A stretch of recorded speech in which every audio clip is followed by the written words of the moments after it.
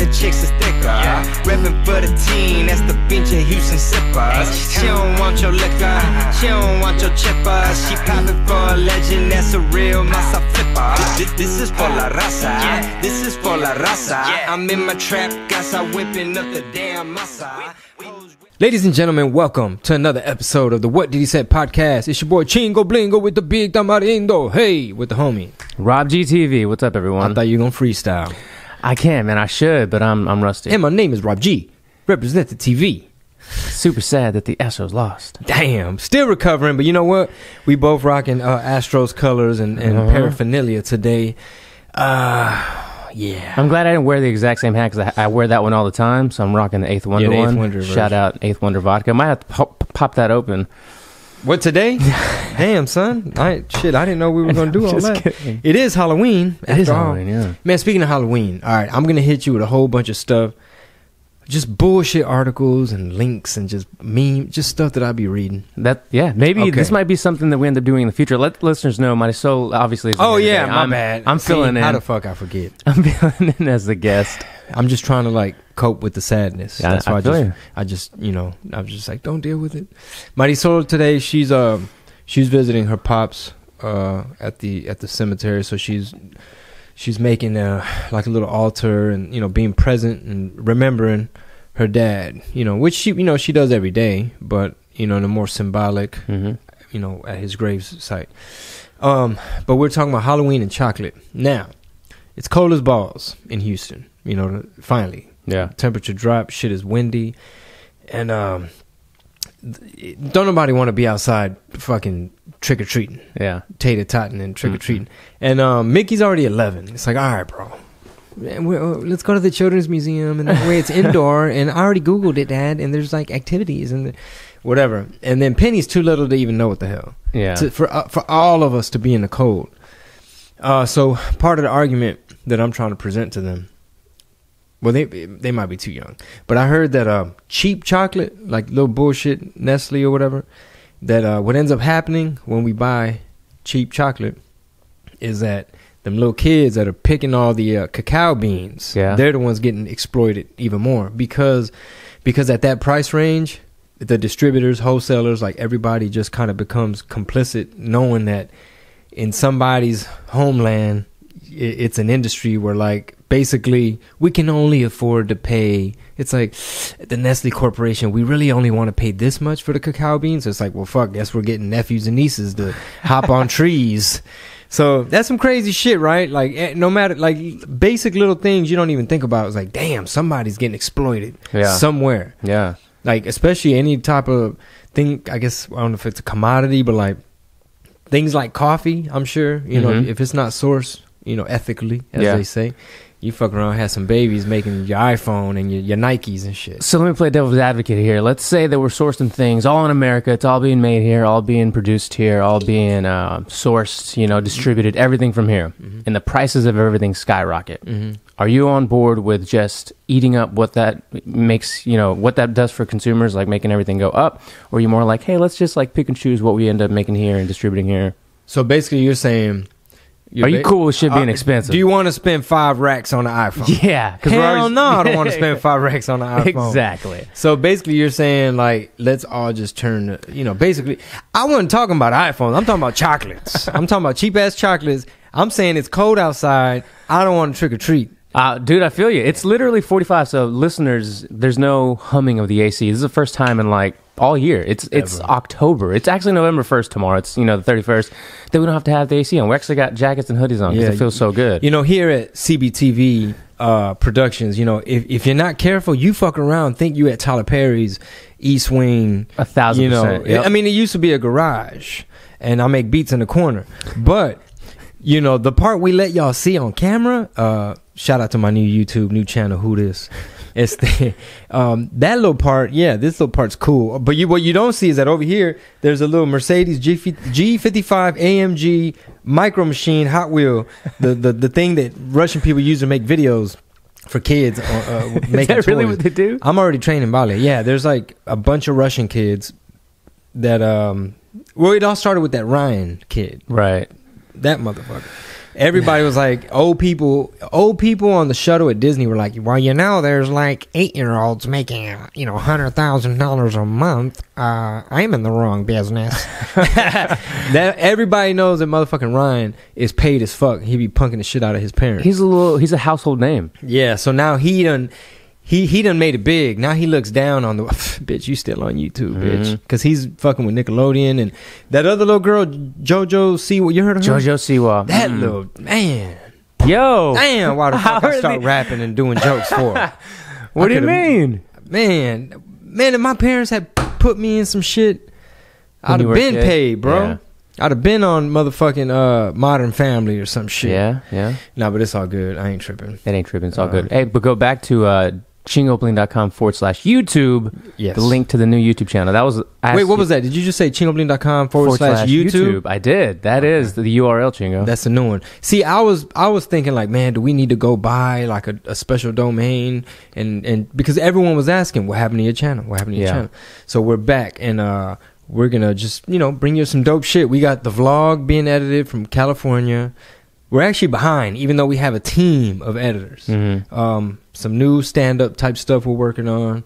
Vlog. Marisol, she had a vlog edited yesterday, and it had our MTV Cribs edition of the hotel room in Albuquerque. Oh, nice. Well, we stayed at the casino, and that was a pretty big fucking room. It was like a little suite. Yeah.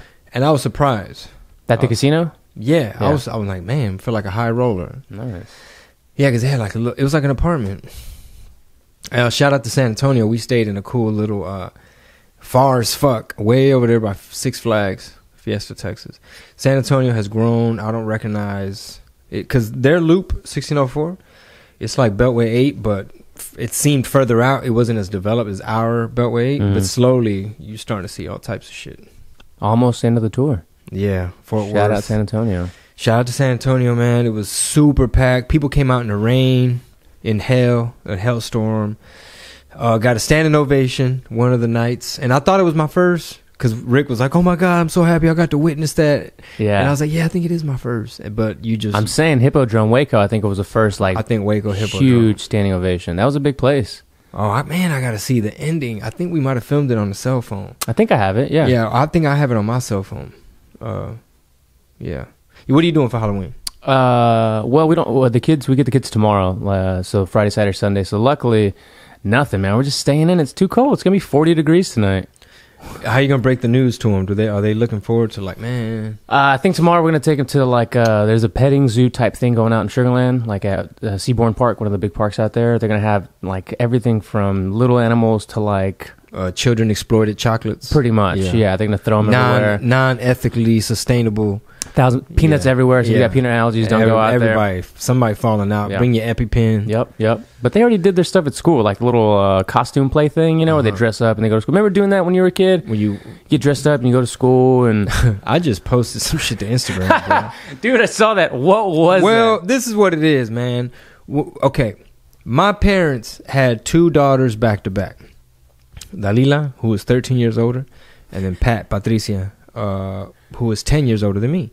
So you have these two girls, which at one point they're going to be like teenagers and like young adults to where they're probably just going to the nightclub or something. Yeah. And then there's me 10 years later. So it's like an only child almost type of situation where I think both your sisters done moved out at some point. By the time you're 10, one's 20, one's 23, they're probably gone. One of them probably, I think Dalila was married and shit, actually, when I was 10. Damn. Yes.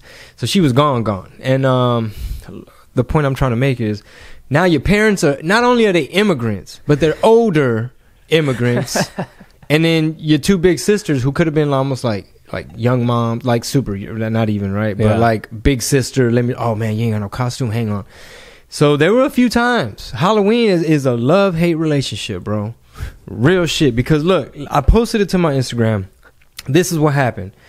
They were going to have some type of little house party, like Halloween house party with all their friends. We're going to bring their little younger siblings, right? Everybody had a costume. And then I'm like, hey, well, what am I going to be? They're like, oh shit, forgot about you. Hey, mijo, go get your little robe. My karate robe. It's like a red robe with some blue. People in the comments are like, who are you, Optimus Prime? It was a red robe with blue trim, and it had a little Japanese, like Chinese, some kind of character, some kung fu shit on the little edge, right? So she's like, all right, put the robe on. I'm like, well, what am I? I don't know. Maybe like Karate Man. I'm like, who the fuck is Karate Man? So then this shit might be semi-racist, because now when I look at the makeup, that white face, man. Yeah, I did. First of all, I did white face. That's very racist. It seems to be okay these days. You got a brown face person doing reverse white face. I had a bunch of white, and then they put I look like a raccoon. They put like some black. I'm like, were they trying to give me more Asian eyes than I already have? Yeah. And then they put like a little stereotypical Asian mustache drawn onto my upper lip. So they had me looking real racist. So I can't run for no political office. And then another time, this will be the last Halloween story. Same shit. It's October 31st. The bus is on its way. What am I? Yeah. And my sister Pat, who I think hadn't moved out yet, she was in like cosmetology school or some shit. And she's like, all right, go find some of Dad's overalls. And I'm like, there are none. And then I'm like, there's some of the, like on the ground in the restaurant. I was like, oh no, I'm gonna have to wear these dirty clothes, man. Some stanky overalls. And then I'm like, what am I? She's like, wait a minute. And then she got one of her little plastic bonnets that they used to use. It had holes in it. We could have went with Hellraiser. That would have been more believable. But she pulled out a couple of little pelitos, because that's how you're supposed to make the highlights. It's a metal tool, and you like yarn. It looks like one of those yarn things. Yeah. So it's your hair sticking out of this little plastic bonnet, right? Fake ass do-rag, like some pilgrim shit, some house on the prairie. And I'm like, all right, what am I? She's like, well, you're Jason. I'm like, Jason had a fucking hockey mask and a knife. I don't see no hockey mask. She's like, well, you know that one scene in Jason? I think, you know what? You mean Freddy Krueger? No. Okay. You know what? Thanks to her, because I think she was trying to lie in my favor. Right. So she was like, remember that one scene in Jason, Friday the 13th? Because I'm probably crying like, but I ain't got no hockey mask. She said, but look, remember when they killed him after part 1? They like drowned him or some shit, and then he popped out of the lake beginning of part 2, something like that. But like his mask was off, and he had little pelitos because he was soggy from being in the lake. So it's a bald head, couple pelitos, and no mask. And I'm like, oh, okay. And I was like, I'm still not buying it. The bus shows up. All the kids, Batman, Superman, vampires, everybody got Dracula teeth. I step on and right away, oh, what the fuck are you supposed to be? A dirty mechanic, man? And it's just like a fucking Russian cosmonaut with like a little spacesuit with helmet. Ruthless. Like a science monkey, like a monkey lab rat for NASA, like a space chimp. Because, you know, they put them in overalls, the space chimps, and they got like little cosmonaut, little hat. Yeah. Dude, speaking of monkeys, I don't know why, I saw a bunch of old Geico commercials on this clip. Facebook, you know, just like YouTube will recommend videos after you've watched some stuff, right? And it was like one of those pages like back to the 90s or whatever. And the caption was, these Geico commercials were ahead of their time. And it was like a 15-minute video with all the caveman commercials. Remember Geico's like, so easy, a caveman can do it. But it was like extended versions of the commercials where like the cavemen are like... You got offended. Yeah, they're all offended. Yeah. And like these commercials are ahead of the time. Like they should have done it now so everyone could have been offended. Like, hey, you're disrespecting cavemen. That's you know? funny. Who pointed that out? I have to find the page. It was on like a 90s page. Yeah, that's funny because it's like whoever the fuck, whatever agency or creative person they had over there, still to this day, some of these commercials are, man, I busted out laughing. I can't remember what really impressive commercials, but one of them is a WWE, WWF. Which one is WWE? E. It's E now. My bad, I'm old. So hold that thought, WWE. Back up to what was the last commercial we're talking about? Geico? Yes. So whoever was coming up at this creative agency, coming up with these commercials, like they were really funny to where they were looking at the joke from all these layers and angles to where, yeah, we're selling insurance, but they were entertaining people and it was creative and it was making people laugh. And for them to expand on an idea like, okay, well, how would a real caveman hypothetically... Because a lot of people do have Neanderthal blood in them. Right. Yeah, exactly. That's the fucking irony. But like, it's almost like with robots too and AI, it's like, well, at some point there's going to be ethics. Like, can you have slave robots? Can there be prostitute robots? Is that bad? Are they like sex slaves now? Like, you know, what about the robots' rights and stuff like that? That's why I like all those movies like AI and shit like that. But the WWE commercial, have you seen it? They played it during the World Series. Which one? So basically, you might have seen it. Oh, it starts with Stone Cold, right? It's Stone Cold's like at a restaurant. He's drinking something, and somebody like smashes like a glass. He's like, "Hell yeah!" Was that one? Nah, I think it's more like everyday people living their life doing certain things, but it somehow mimics. Yeah, they're doing gestures like like doctors doing. The doctor thing, and it's like quick edit, and then it speeds up like boom, boom, boom, boom, boom, boom, boom, boom, boom, boom, boom. And part of what they threw in the edit was the 21 Savage. Or was it the Bad Bunny video? There was Offset had a Ric Flair, Nature Boy. Yep. I think Offset had him in the video because he did a song like that, and then Bad Bunny had him in Chambea. Yep. Yeah. And all that got thrown in there, just showing like the cultural impact, the legacy, and all that, you know, pop culture. And that's why I got to go back and finish listening to that Business Wars. Mm-hmm. I didn't finish it, but it was interesting. I was just going to start, speaking about chocolate, Hershey's versus Mars Bar. That's the newest one. I haven't started it yet. That's all I forgot about Mars Bars, or is like a company, like what Mars made. Well, did Mars own like M&M's? A ton of Three them, Musketeers? Yep. I think Almond Joy and some other ones like that. Yeah. Anyway. Yeah, they probably exploit little kids in Central America too. Well, you got to get dark, man. Well, that's why I want to get that book, Confessions of an Economic Hitman. So all that shit is interesting, man. Like, this is the newest thing. Okay. It's not too deep, too political, but you heard that Facebook is trying to make the Bitcoin their own cryptocurrency. Right. Mm-hmm. Well, anyway, homeboy Mark Zuckerberg, he had to go up to Capitol Hill, Congress, one of those motherfuckers, in front of all them people, and they drilled them, right? Senators and shit. Right. And what's her name? Cortez, a Dominican chick, Uptown, BX girl, Cardi B's homegirl. Mm-hmm. She was like, so let me ask you this, Mark. Yeah, got sassy with him. She's like, so you telling me that some little company or somebody could run a political ad and it not be true or verified? Like, you could just say whatever and y'all not gonna pull it down. They're like, yeah, because free speech, First Amendment, blah, blah, yada, yada, yada, which you should try to protect that by all means. And and part of it, some people are saying that vetting and approving political ads and stuff like that for truth, that it's harder to do with the algorithm, so therefore they're going to have to hire more people. It's just going to be more expensive and cumbersome for a company who's made so much money by not creating any content. Like, we're the ones that make it work, and we're the product, and our data is for sale.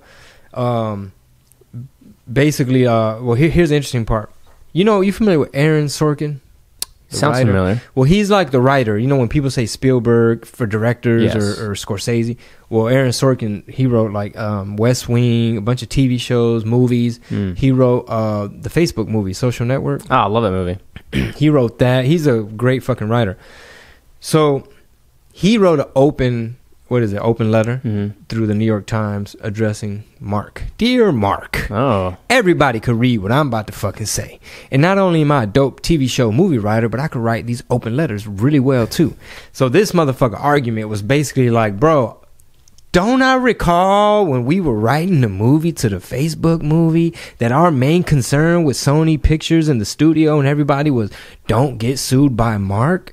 Basically, like, I even submitted the script to your lieutenants and people at your company had a copy, and, we gave y'all, like, basically, like, you don't want nothing false said about you, little bitch. He got gangster with him in the letter. And then he says, I agree about the First Amendment. He says, but now at this point, you're attacking truth. Because he said, right now, here's the link. There is an ad that is just completely baseless lie saying Joe Biden gave $1 billion to a prosecutor in Ukraine to not investigate his son. He's like, that ad is live right now on your website. And somehow, some way, ain't nobody accountable. But it's just too dangerous to, he said, considering that 50% of Americans get their news from your website. It's just disruptive. It's like we live in this weird world where the trolls are winning. Like, you know, Fake news these is little rampant. rappers that's out now, they all pill addicts. Come on, dog. You a fiend, bro. How you in Disgusting. hip hop, bro? How you in hip hop? You the fiend. And that's all the fuck I had to Truth. say. And we not trick or treating today, neither. Dude, Facebook's it's a crazy powerful business. I was reading, because speaking about ads, and I'm sure there's other content creators that listen to you and watch the show and listen to the podcast and pay attention to what you do. It's to have these platforms and have them have so much power, like YouTube, which it's suspended. It's not terminated. It'll eventually, they're going to give you it's not terminated. Man, the status says suspended still. It's grayed out. You can see it there. You just can't utilize it. And some people have reported, even big channels, that it took them a year to get their channel back. So anywhere from 90 days to a year, like it's some people 2 weeks. Yeah, and it's just a reminder, bro, like, okay, you know, like what was it about Facebook? I was thinking to myself, like, okay, if I have to boycott Facebook, Right? no, because they running fake political ads. I just hate being dependent. You know what I'm saying? Like, I love that our tour and everything that we're trying to do, we're able to get the word out, you know, by working with Facebook, because we got to spend money with them. We don't just, you know, post a meme. Yeah, Nope. They ain't finna make it that easy for you, but basically, it's like, damn, even if I said, all right, I'm going to just start trying to drive traffic to my website. It's like, okay, what are you trying to do now, Chingo? You trying to be like some underground Tom Green type of shit, podcasting from his house? Like, where's this going? Like, strategically. And it's like, all right, if you're trying to avoid Facebook, you might as well avoid Instagram too, because it's all the same. Yeah. So I was like, fuck, I need to start Snapchatting more. Like, fuck, man. Well, the idea is, though, to get people to go to your website. Like, and that's why email lists and all those different chat bots or whatever are so important, because like what happened to MySpace, right? You know how many people had a platform built on MySpace and then poof, it just disappeared? Yeah, I had a nice little following on MySpace. And luckily it's parlayed over to Facebook, and you're able to replicate times, 5, 10 the amount of people you had and the attention you had on MySpace. But it's important to have your own website and everything there, so that in case something happens, or in case somebody decides to suspend your shit for a year, 6 months, they got you by the nuts. They do, and you can still access people. And the fans listening, like, if you like somebody that much, you should be willing to give at least your email at the very least. We're not asking for your social and your address and everything. It's just an email or a phone number.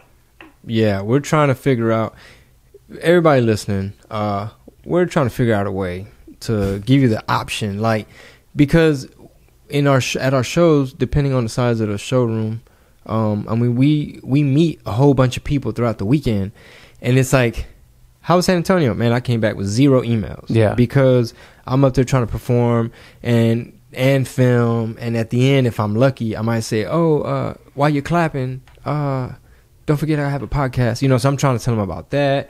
We do have those little flyers usually, but that's a flyer. There's no exchange of information or whatever, but we're just gonna try to get y'all some good content, because I had in my notes that some of this new music we're gonna experiment with. Like, all right, if you're on my mailing list tonight at midnight, whatever, I'm about to send out this and that. I'm about to send it to you, or check your if you're on the list. Maybe that's how we need to do it. If you're on my list, guess what? You just got 10% out to something. Yeah, and one thing we haven't explored too as a content creator is things like Patreon, where it's like the patron support the art. Like, we were talking about this too the other week, is everything's for free. Like, everyone likes free shit, right? Everybody likes discounts. Everybody likes things that they can just acquire easily.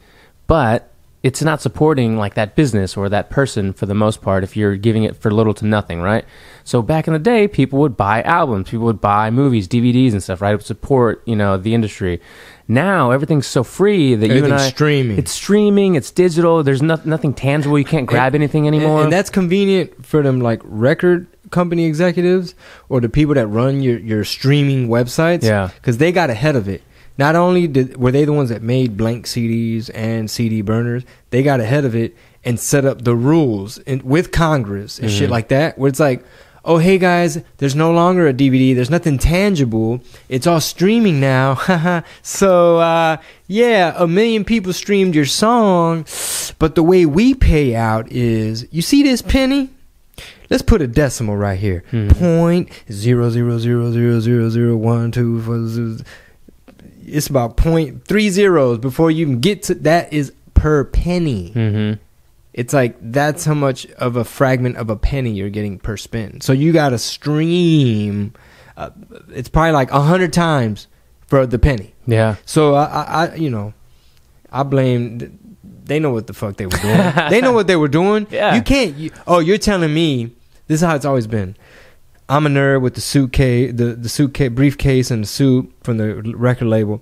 You're telling me that you want to be able to make the little dance and come up with the little cool slang and dope visuals and just be creative and make some art, and then you get all the money? No. Yeah. They're going to set it up to where if they can control the venue and the ticketing system and everything in between in terms of how much each fan ends up getting taxed with some of these, fees and shit. The artist ain't always the one winning. No, like shit the like that. convenience fees and shit that these, like everyone calls out Ticketmaster because they're the most known for that shit. They went head to head with Metallica and Pearl Jam back in the 90s. But a lot of other entities have to do that too. They put the service fee and the surcharge and the convenience fee and all this shit onto the buyer, the consumer. Whereas, like, where's like for some things, like you print it on your own, they would still charge you a convenience fee. Do you remember that? Yeah. Like, what? It's my ink It's in my printer. ink, bitch. Yeah, but I gave that option. Yeah, I let you do one click. Yeah. It reminds me a lot of this. Like, I don't know if you've ever really talked about like a 360 deal, back in the music world. A lot of what's happening. Still got 'em? I know they still got them, and isn't it what's going on right now? Kind of like resemble a little bit of the early music days. All right, so the 360 deals, to my knowledge, the first time I started hearing about them, I was already being courted by record companies. So I already knew that is not some shit I wanted to do, because I'd rather gamble on me and my team and know that, hey, there's a chance that we're going to hit a ceiling and we're not going to be able to leverage certain things that big record companies can, like radio play.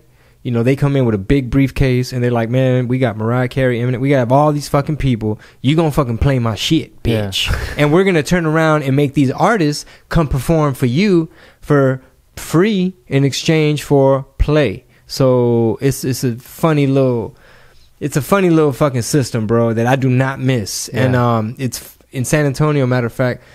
I did like 4 or 5 radio interviews at Univision. So I'm bumping into DJs. Like, they're all at a different station, like down the hallway, from Tejano to, hip hop, you name it.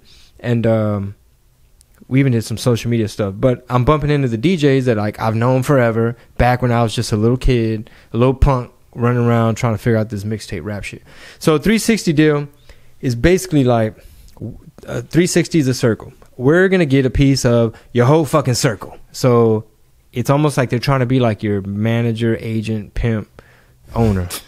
Because they're trying to literally get a cut of every single entertainment dollar coming in. So to me, that sounds like management, agency, and a whole bunch of other stuff. So it kind of blurs the lines of what a record company... what's the word? Used to kind of be, which was they were more expected to take a risk, take a chance on some artists and develop them and take a risk with them instead of, we're coming to you because you already built something, you're already popping, we didn't develop you, and it's like some quid pro quo. Basically what I'm trying to say. It's like nerdy music industry shit, but I think it applies to everything. Yeah. You can be like a mom and pop hardware store. There's going to be a big conglomerate that tries to like buy you out, corner you, bully you. So you see it in every fucking industry. But 360 is like every shirt, and there's a lot of artists that are out there that are very visible. Think about it, man. If you're getting a cut off of every single little thing that this artist does, yeah, you might want to. You're probably gonna promote them more. Yeah. So prior to that, what was it? It was all based off of albums, right? Like physical copies of things you would sell, right? before like the real 360 deals took over. And then, correct me if I'm wrong, or as I've read it or heard it, is like when streaming came into play, and companies, big record labels were like, we're not making money on, no one's buying albums anymore. That's what it was. Yeah, so we need to find a way to make the money on the artists because they're not selling these CDs anymore, not selling these things anymore. So that means that merch you're selling on your website, at your tour, at the show, you know, we need a piece of all of that. They start putting a squeeze on them. And one thing that it's a generalization, but a lot of artists, now maybe it's different, but traditionally throughout history, some artists, if you're that much about the craft and if you're just not very business minded and you're thirsty and you lose sight of, okay, are you willing to just sign over everything just for some exposure because you want people at the barbershop to be like, oh, hey, that's such and such. When you walk in, like, why are you doing this again? So a lot of people still fall for it, but you know, like my deal was so good, extremely good on paper, to where it didn't really make sense for them to really. It's like, no, they're getting a sliver. Yeah, they're the ones getting the little baby percentage. Whereas, like the example you gave, which was like, all right, man, albums are selling, but they're, you know, streaming's on the horizon. Let's figure out an escape plan. So yeah, that's probably it. But think about it. In the time when albums were selling, your standard entry-level artist deal was peanuts. Like if a kid spent $15 at Best Buy for the CD, Best Buy, depending on how big the label that they were on, Best Buy might have spent anywhere from like $10 to $12 getting that CD in. Sometimes they do like rebates and promotional things where it's like, we really want to push this artist, we want an end cap, we want the when the Best Buy leaflet, the mail out goes out, we want to have his album under some of the specials and entertainment, right? All those are promotional. Just like in the book industry, you gotta pay. You want to make it on some bestseller lists. If you want to make it on Billboard, there's a price. You can buy yourself. You could buy it. It ain't gonna mean shit. Nah, the New York Times bestsellers, you know, I hate to break some hearts. A lot of that is 250 just paid for. Yeah, you pay for it. And a lot of these big authors they'll get into cahoots with their friends and then say, hey, you buy 10x of my copy, you buy 10x, you buy 10x, you know, we're just going to buy your own albums too. Shit, a lot of artists used to go in there and buy their own CDs just to try to make some list. Yeah. And the Tamale Kingpin made it on a couple lists off top. Just like organically? And we had to end up suing that distributor, and during that litigation, all that stuff gets yanked off of shelves. So, and the duration of it. Well, while you're about to argue, this motherfucker ain't paying me my money. Right. So they pull all that shit from shelves, and we realized we were getting screwed when they wanted a big order of all clean albums for Walmart. So that's the reason I still have a whole bunch of clean albums of Tamale Kingpin, which was scheduled to go to Walmart. Before we was going to drop it off for it to go to Walmart, we were like, hey, we made it on this chart, and according to SoundScan, and according to how many I dropped off, we sold this many already. I was, I guess I'll throw a number out. I was expecting a check, and this shit going, if my sister's listening, her stomach's probably hurting, like right now if she's listening. Because it was a pain in the ass, bro. Like, you just really want to, you know, you expect a certain level of honesty. For sure. And you really want to, like, rectify the situation, but you can't manage to get a hold, you know what I'm saying? Because you're trying to rectify some shit. So, anyway, that first little check that we were first expecting, me and my manager at the time, David, we went up there. We were, according to calculations for our cut, we were expecting 50 G's off top. And here go your cleans, and then we'll keep it moving. Just keep giving me my percentage. You're just a distributor. You get yours. And the only reason I ended up with those people is because I was consigning albums through a program that like Hastings and Sam Goody's and FYE's, all those chain stores. They had this little program for like up and coming local bands to drop off, you know, a dozen units, like little shit like that. And they were dealing directly with you. So let's say they had to buy DMX or Shania Twain from Universal. They were going to have to spend about $10, $12 to try and make $3 or $4 off of it. With me, they probably paying me $6 and they're gonna make $6. So everybody's making money. They love you. I started selling so much consignment wise that I get a call from New York. The parent company, like TransUnion something, the people that owned a lot of these chain stores, they're like, hey, you're in Texas South region, this program where you dropping off, you can't do that no more. It's not designed for people like you. You're at another level. So I'm like, what do I do? I'm getting penalized for selling and making y'all money. Yeah. They're like, all right, you got to go through distributor. No, I'm just a fucking kid. I'm like, all right, what the fuck is that? You know, I thought I was dealing with Bobby and Jim dropping off at all these places. They're like, well, here's a list. On that list was this particular company. I'm thinking, well, shit, they come and recommend it from these people. How the fuck am I supposed to know? They're crooks. And instead of that 50,000, it had 5,000. Oh no! So we're like, you playing with my money? Yeah. Now. So it's like, okay, I know what time it is. This is, you trying to quid pro quo? You looking at me like Ukraine? Okay, all right, play with it then. Damn. And we went about it the legal way. So we were on paper. You won a settlement for. They owe you, I think it was like $200,000. That's what they owe you. How much have they paid, Rob? I'm gonna just sip on this right here. Not a damn thing. Because they didn't have a pot to piss No, in. because they know how to steal, man. So anyway, see why you got to bring up 360s. But then the thing with Asylum Records.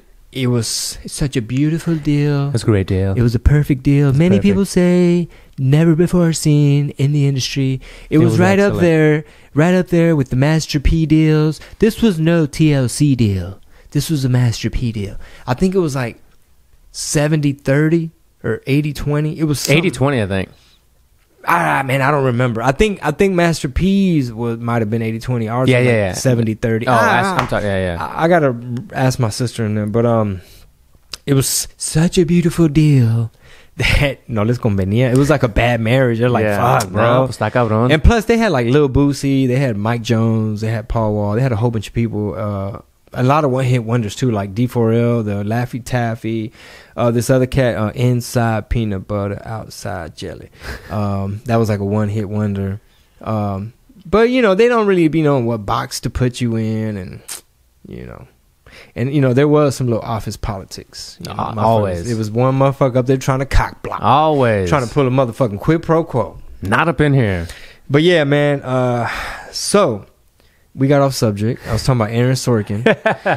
So, not to go in circles, but just to finalize that thought. Aaron Sorkin did the open-ended letter. He wrote the movie about Mark Zuckerberg, and he chastised this little boy in this letter. He was just like, didn't I recall, our main thing was don't get sued by Mark, and I get it, you hiding behind First Amendment, and that's true, but at this point, you're attacking truth.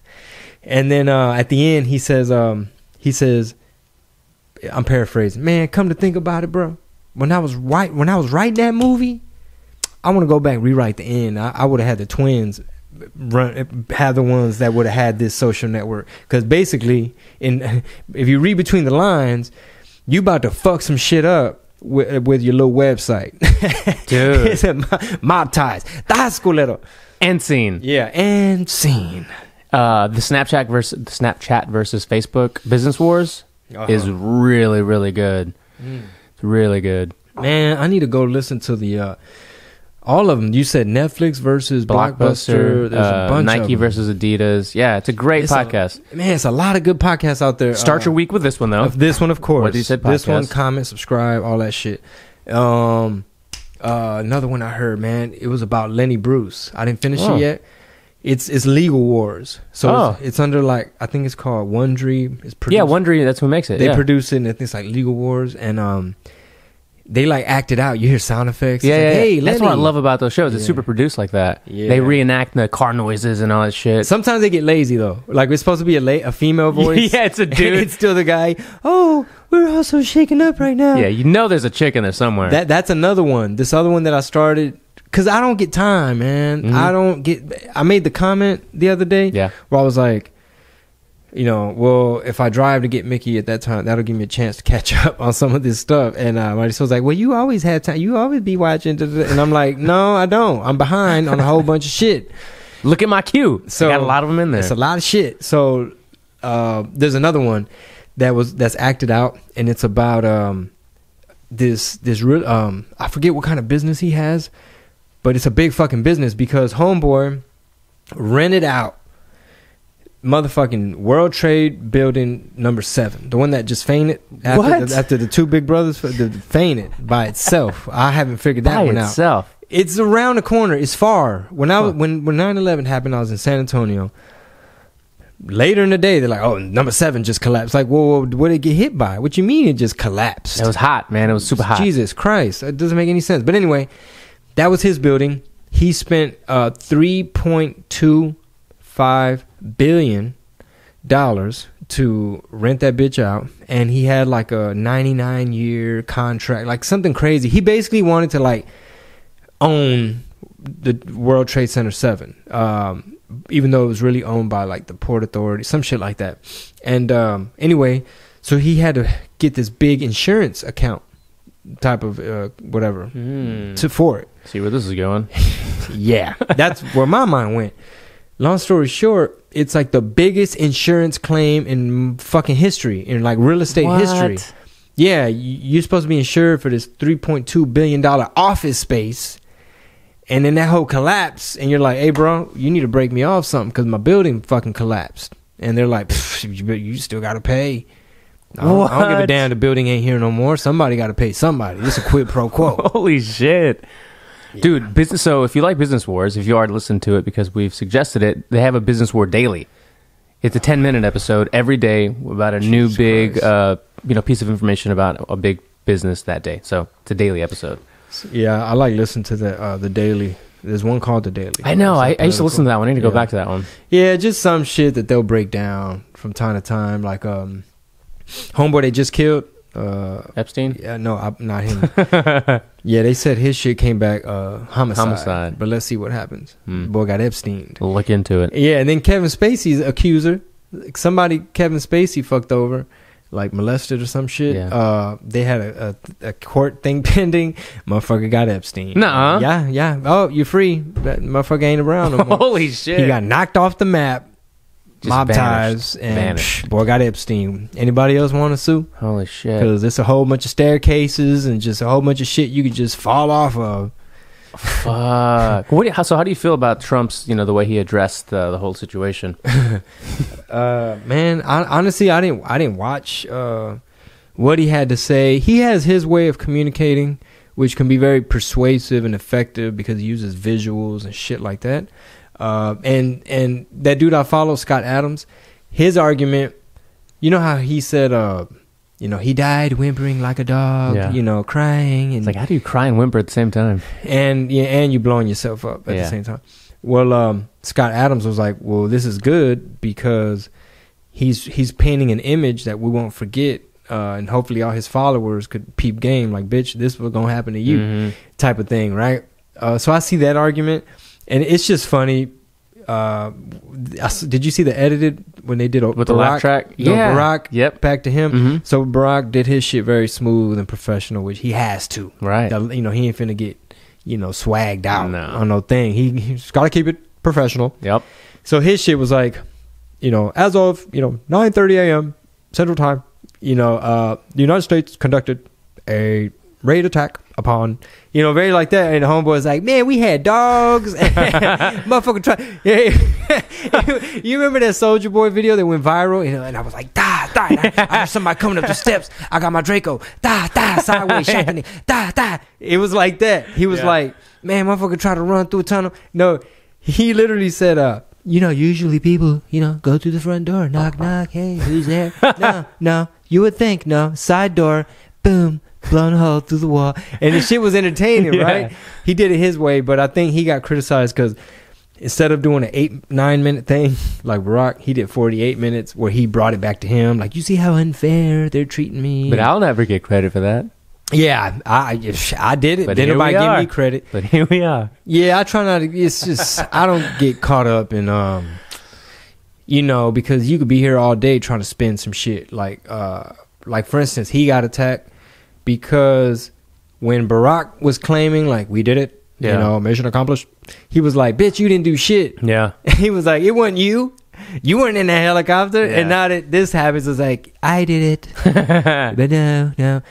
It's because he's in hot water, bro. So when you in hot water and people testifying left and right and motherfuckers getting subpoenaed and your partner Rudy butt dialing reporters. Did you hear about that one? He butt dialing reporters. He's like, fuck, bro, let me get on TV and, remind motherfuckers why they're trying to get me up out of my job. Dude, Chingo's Trump's pretty fucking good. It's getting better. You know what I'm saying? Week after week. I gotta practice. I know you watch a lot of his content. Well, on TV, man, it's almost like you know how Schwarzenegger, everybody has a Schwarzenegger impression.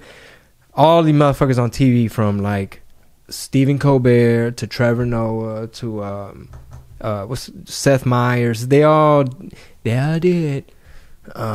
Dude, Frank Caliendo, he was just on Fighter and the Kid. I used to love that guy on Mad TV. Him and Will Sasso had like some of the best impersonations. You know what? I know Will Sasso. I'm trying to remember. I think Caliendo, he does like big Vegas shows now. Yeah, he looks like Sasso but shorter and a little bit thinner. But he does a lot of football stuff. But he had some of the best impersonations. And to go back to Trump, did you see him at the World Series game where they were booing him and they were like, lock him up, and he's just like, and that's in DC. Yeah, he just captured. This is how they were clowning on them little TV shows. Basically, it's like, bro, you just captured this dude that is like the leader of motherfucking ISIS, bro.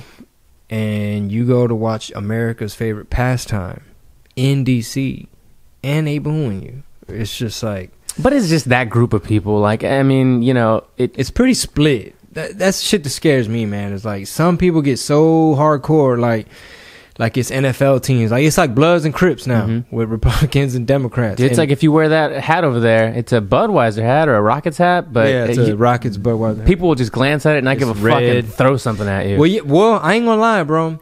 I don't give a damn who you vote for. I don't care what the fuck. I don't give a shit. I'm in the middle with this shit. Like what's the name? Biden. He don't impress me either. Scott Adams made a good point. He said when you're running for president, who are you gonna have as your vice? He was like, are you gonna have like Barack's a star? You think Barack gonna have another star as his vice? No, get your little vice. Yeah. You assistant pimp, like make me look good. Like it's almost like it's like if you the opening act, don't outshine the headliner, right? Yeah. Barack's trying to headline, right? Hey Joe, I need you to middle for me. Just do a little hot 20, 15. Early show do 15, late show do 20. But you know, hold it down. Not too many fucks. Watch your fucks. Don't be cussing. Don't do crowd work. He's a vice. Basically, Scott Adams is like, if you voting for this vice, who's his vice gonna be? Now you getting a third-rate politician.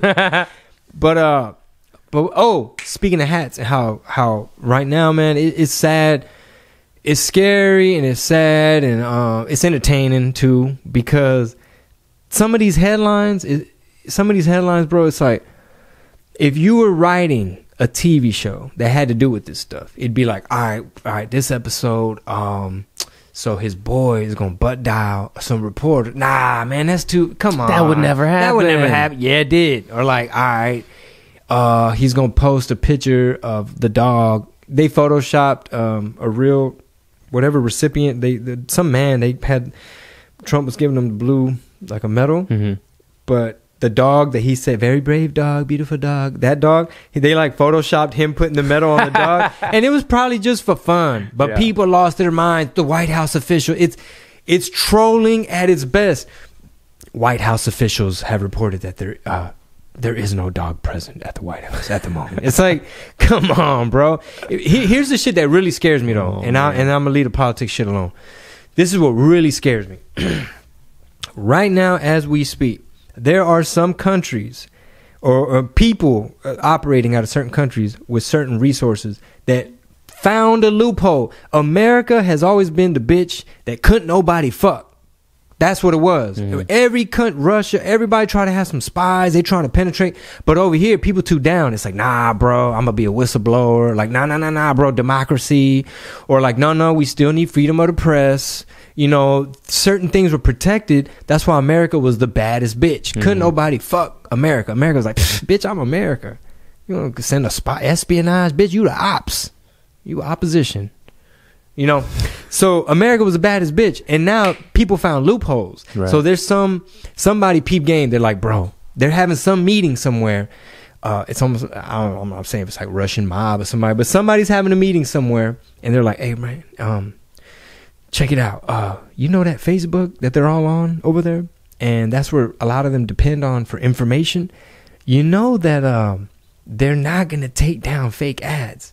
Bet. All right, we need a whole bunch of writers. We need a warehouse full of bot motherfuckers. Just write. Come. What do we say? Come up with something. Write me a fucking ad saying Joe Biden fucked a goat in high school. Like, I don't give a shit. Photoshop Bernie. You know, Bernie's on crack. He did meth with Kaepernick. Like, just fucking write a bunch of. Lamar Odom was at a brothel and Hillary was there. Something. Like, just write a whole bunch of shit, and then they make little fake websites that'll be like based out of Michigan, and then shit just gets reposted. People just glance at it in traffic. Now they think that's the thing, and so this is the fear. People find those little weaknesses. They find them little loopholes, and it's like, oh, we about to fuck America. Finally, this been the baddest bitch. Especially if you're like a dictator in some other country or something. You're like, I'm about to fuck the baddest bitch, bro. This little democracy thing, that's like her virginity. This little cheerleader over here. This little democracy. Oh, she don't want to give up that democracy? Okay. Yeah, you going to give up that democracy because they found them little loopholes. Like, look, these people, bro, they're so divided. They're so angry where a hat can piss them off. And now we're not even fellow Americans no more. Now it's like two fucking teams and everybody's divided. And I got caught up in the shit because I was at a Mimi's Cafe in San Antonio on the outskirts by 1604. Trying to enjoy some muffins and breakfast and stuff. And in walks a little family, right? She look Hispanic. She might be Italian. I don't really know what the fuck she is. She showed up with whatever she was, showed up with like her white husband and their kids. And the little boy, I don't know if he was adopted from Nicaragua or some shit, or if that's her son, which leads me to believe, yes, she is Mexican as fuck, into something. This little boy was so dark. The mama had on the Trump hat. Like the special edition Trump hat. What? So it's like a Hispanic looking lady with like huge fucking implants with her white husband and their kids. Holla. And I'm like, that little boy will get deported in a fucking heartbeat. I don't give a fuck how much English he speaks. Yeah. Like, you know, I mean, I get it. I get it. Like, Chingo, you're Mr. They can't deport us all. Like, Chingo, you can't possibly believe in open borders and just letting everybody. Well, no, we can't. Everybody, you know what I'm saying? Like, not just everybody. You can't be wearing a suicide vest on my head. Let me in. Espérate, güey. Quítate el pinche chaleco, güey. And I say that to say this. We're fucking divided as shit. This shit is entertaining, but it's sad and it's scary because the last thing you want, man, is like, this what I be paranoid because I be smoking weed too. Super. So listen, I be telling my story, bro. I was like, look, I know you don't like to pay attention to these headlines and shit, but here's something that's very important, baby. You know, if you start seeing reporters, like actual journalists, like the ones that ask the real important questions, not just a talking head on TV. If you start seeing these people getting fucked with or coming up missing or getting threatened really, really bad, then that threatens freedom of the press. And then that really power just kind of gets imbalanced. And I always pay attention to like, hey babe, there's a recession in Hong Kong. I'm just throwing it out there. You know, before we get too crazy with all this trick-or-treating and buying up too many chocolates, there is a recession. And again, there might be a spin put on it. Like, it might, one side's going to say it's because of them protesters are down there fucking up y'all's economy. So stop, cut it out. Leave, you know what I mean? Yeah. Before we really bust out the artillery, but y'all want to be tweeting. Y'all want to have these little cell phones. We trying to handle business. So anyway, that's theirs. But all this shit is connected, man. All this shit is connected. You keeping track of like the Feds yesterday dropping interest rates and what's going on with the so-called recession? Well, I saw in the newspaper that they were talking something about interest rates, but that they hadn't decided if they're going to lower them, I guess, to make more people buy houses and shit. Yeah, so they lowered them by, I think it was a quarter. So it's, 1.25, 1.5. What that also means, though, is that if you check your your high yield and like investment accounts or savings accounts, like you'll have lost that percentage in investing. So, but they're saying it's stabilized. You know, there aren't going to be any major changes, and on top of it, you know, all the rifts between China and Britain have come to a point where nobody should be alarmed. Everything's going to be all right. Man, it's so much shit going on, man. Like, obviously in Latin America, corruption and all that, like, economic hitman type stuff is, like, when you have no middle class, people rioting and shit, this shit's on fire, they got curfews, all types of fucked up shit. And then, what was the other thing? Somebody though. Well, yeah, to go back to that, like, you don't want to make things out of reach for the middle class. Like, without the middle class, what are you talking about, you know? There's no, that is literally, you don't want to talk about frameworks, that's a framework for the country. Yeah, because then it goes back to, like, the haves and the have-nots, you know? It's like a weird turn. They're putting a squeeze on. Está cabrón. You know, and that's what I'd be paranoid. Because I'm thinking, like, look, man, my parents chose to come to this country because obviously, you know, they thought the grass was greener or whatever, and stay on your motherfucking toes to where you don't want to get so comfortable. Like, thank God, man. Thank God we have freedoms, even though they listen in on everything and they read every little fucking thing. Right? But you still got some freedoms to where there's not tanks going up and down our streets and we're not getting invaded. You know what I mean? Besides, like, fucked up terroristic type shit, which is, you know, it's good that they caught homeboy.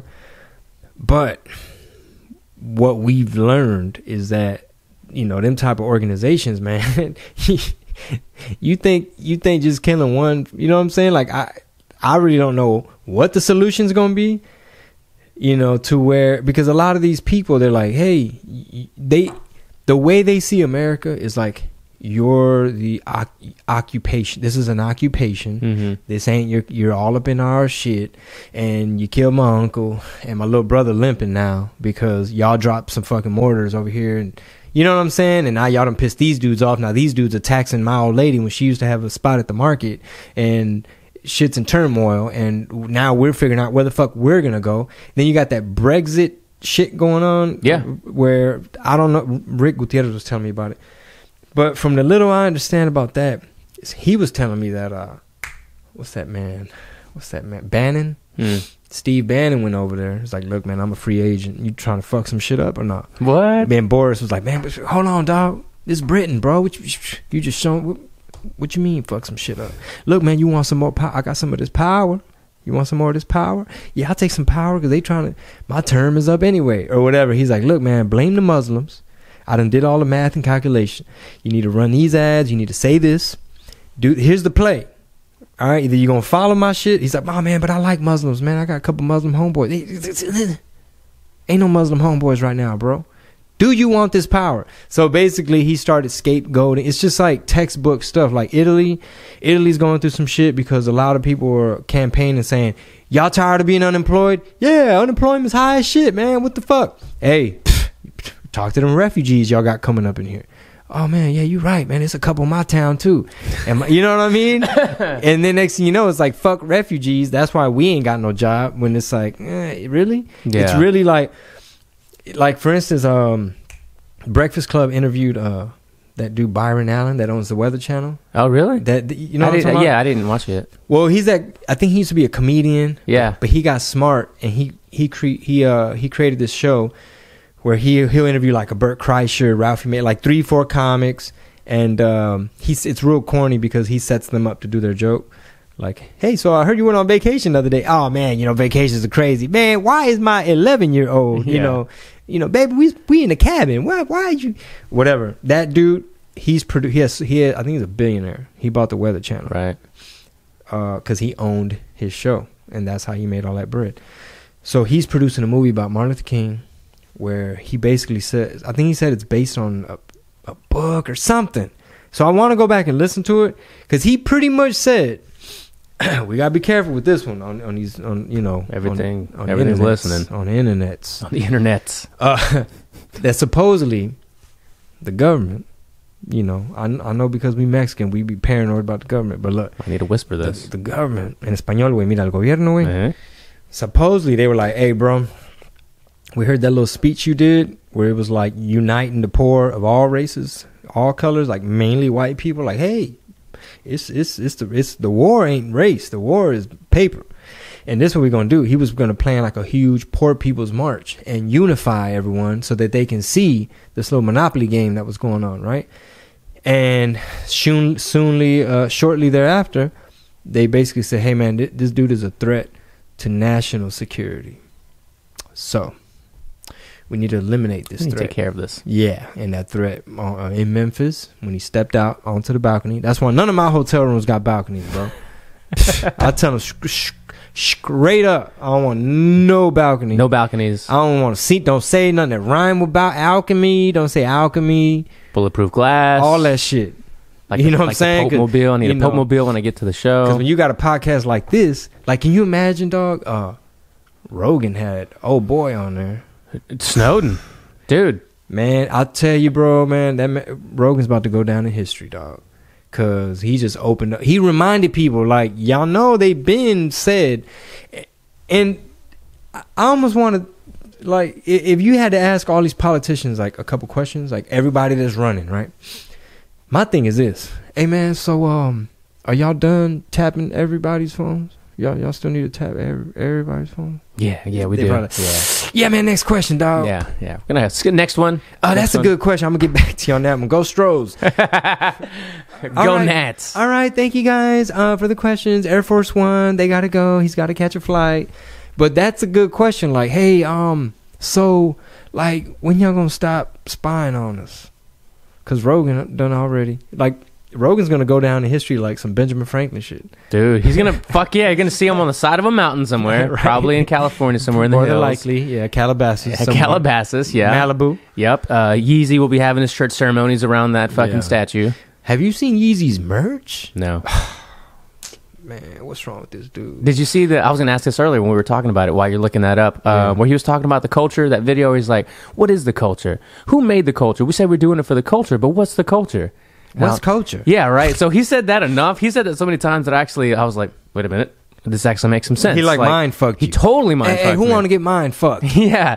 So then I was like, okay. And the comments were all like, holy shit, this makes total sense. He was like, what is culture? Yeah, dude, now I got to find this. This is the episode where we find things on our cell phones, everyone. Hey, wasn't it Bill Burr that did a joke about that he was watching a documentary? Have you seen Bill Burr's new special? No.